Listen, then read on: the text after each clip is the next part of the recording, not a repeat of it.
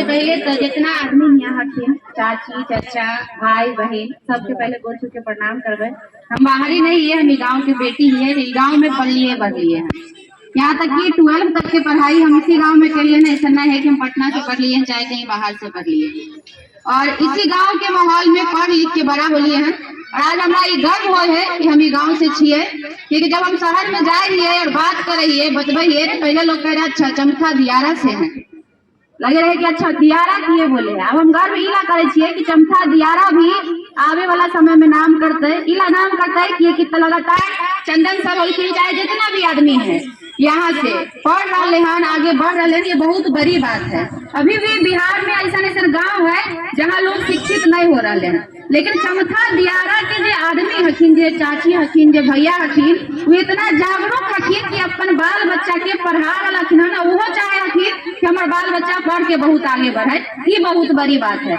हम चाहते कि पहले एक बार जोरदार ताली आप लोग अपने लिए बजाइए, क्योंकि जितना माता बहन है वो बिना सोचे समझे, कोई अगर रिक्शा भी चलाते हैं तो उससे भी 2 रुपया काट के, कोई ठेला भी चलाते हैं उससे भी 2 रुपया काट के, कोई चाय का टपरी खोले हुए उससे भी 5 रुपया काट के, सबसे पहले इस बात को सोचते हैं कि बच्चों को पढ़ाना बहुत जरूरी है। क्योंकि अगर हमारे भी माए बाप यहाँ से नहीं पढ़े तेरा नहीं पढ़े थी ना, तो शायद हम पटना चाहे कहीं भी आई नाम नहीं करती है। एक पीछे एक को कारण है, वह यहाँ के माँ बाप जितना हकीन वो जागरूक हकीन और अपने बच्चा के पढ़ावे में इंटरेस्ट रखे हकीन, उस सब माए बाप के धन्यवाद। और आज जो दिन है सावित्री बाई फूले, हमारा लगे है बहुत सारा लोग जानबो करे होती, बहुत सारा लोग यहाँ पर होती जो नहीं जाने होती। सावित्री बाई फूले एक वो महिला रहा है जो महिला के शिक्षा के लिए अलग जगह रहा।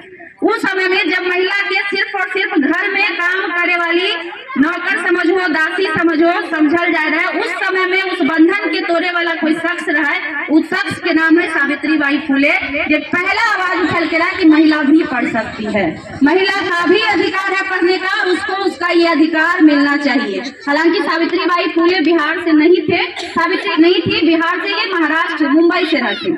मुंबई में इनका पति जो रखी बहुत ज्यादा सहयोग कलखिन, जिनका नाम रहे ज्योतिबा फूले। ज्योतिबा फूले जी सपोर्ट कलखिन और दोनों पति पत्नी मिलके भारत में जो बहुत दिन से ये प्रथा चल आ रहा है कि स्त्री नहीं पढ़ सकले, महिला नहीं पढ़ सकले हैं, वो बंधन के वो प्रथा के अगर कोई तोड़लक है तो उसका नाम है सावित्री बाई फूले। जे वजह से हम चाहे जितना भी तमाम महिला यहाँ पर बैठल हथिन, जे आज पढ़ रही, कोई मुखिया बन रही, कोई वीडियो बन रही, कोई SP बन रहे हैं, कोई पुलिस बन रहे हैं, तो वो देन है सावित्री बाई फूले के जो महिला के पढ़े के लिए बाधित कलखिन। जब वो पढ़वे ला जाए रखे तो उनका ऊपर गोबर फेंकल जा रहा है, कह रहे महिला नहीं पढ़ सकती है, ये पाप है, महिलाओं को शिक्षा देना पाप है, अगर महिला शिक्षित हो जाएगी तो पाप लगेगा, ऐसा प्रथा बनावल रहा है। जब ये पढ़ावे जा रहे जिनका ऊपर कीचड़ बालू गोबर फेंकल जा रहा है कि ताकि महिला घर से बाहर नहीं निकलते, उसके बाद भी लाख प्रताड़ना झेल के भी इस नियम के प्रथा के तोड़े के काम अगर कोई कल के, उस शख्स के नाम है सावित्री बाई फूले।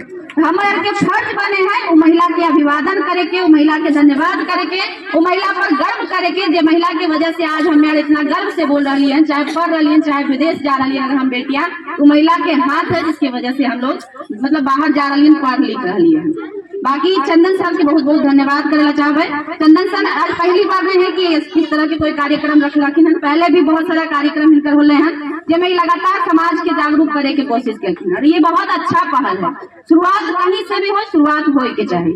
अगर आज चंदन सर कलखिन, कल के कोई और करती, परसों कोई और करती, लेकिन शुरुआत अगर चंदन सर कलखिन तो तहे दिन से हम चंदन सर के धन्यवाद करना चाहबे। और सावित्री बाई फूले के जन्म दिवस जो है बहुत ही अच्छा अवसर रहे, बहुत शुभ अवसर रहे, जे परिकामी कलखिन ये बहुत अच्छा काम है। और हम चाहबे कि जितना भी माता बहन या चाची बैठल हथिन उन सबसे आग्रह करबे कि बेटी के भी पढ़ाओ, वो आगे बढ़ते, वो समाज में नाम रोशन करते। अब वो पहले वाला जमाना नहीं रहा कि बेटी पढ़ते तो कुछ नहीं करते, बेटा बेटी में हमरा लगे नहीं अब कोई फर्क है। यहाँ तक कि हम जहाँ से पढ़ लिए बढ़ लिए यही गाँव है और हमारे माए बाप यहीं के हथिन, हमरा कभी नहीं फील होला कि वहाँ हमरा पर ये कभी भी इस तरह के कोई दबाव दिल गए कि बेटी है तो ऐसे नहीं करते, बेटी है तो ऐसे नहीं करते।